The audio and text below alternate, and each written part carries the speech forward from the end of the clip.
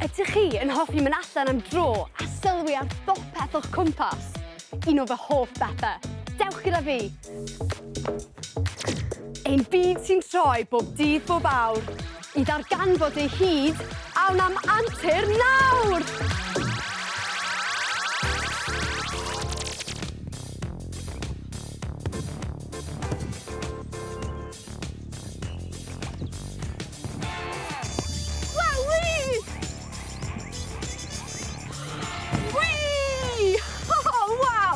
Oedd o'n anhwyl. Odych chi, fel fi, yn licio neidio a bownsio a chwarae yn y parc? Mae hwn yn waw i waw, yn dyw e? Mae fe fel clustog mawr bouncy. Fi'n gwthio gyda fy'n rhaid mwyn bownsio lan i fyny'r awyr. Ond fi methu aros fyny'n yr awyr achos mae disgyrchiant yn dod â fi nôl lawr yn syth.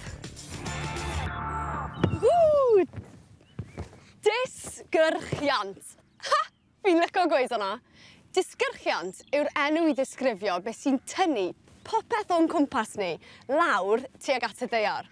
Disgyrchiant sy'n ein stopio ni rhag hedfan i ffwrdd. Wow! Pan 'yn ni'n neidio, 'yn ni'n defnyddio grym gwthio a grym disgyrchiant sy'n ein tynnu ni nôl lawr at y ddaear. Ond, drychwch ar hyn.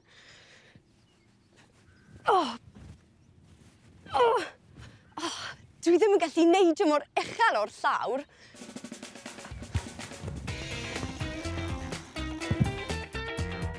Y rheswm mae neidio ar hwn yn gymaint fwy o hwyl yw achos bod e wedi lenwi ag aer. Mae fel neidio ar balŵn anferth. Yehoo! Oes 'na rywle arall yn y parc ma i fi ddefnyddio grym gwthio i symud rhywbeth falle? Ie, siglen. Pan fi'n gwthio'r siglen, mae'n symud. A hyd yn oed pan fi'n iste ar y siglen a wneud fel hyn gyda fy nghoesau. Fyddai'n mynd yn uwch ac yn uwch.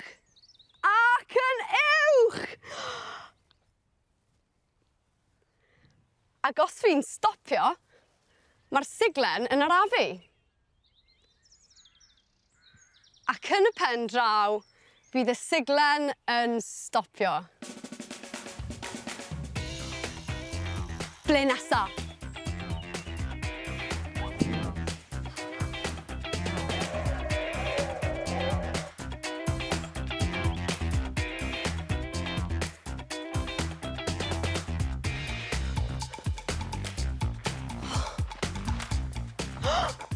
Wow! Fi eisiau tro ar hwn. Iawn, fi'n mynd i wthio fy hun o fan hyn. Woohoo!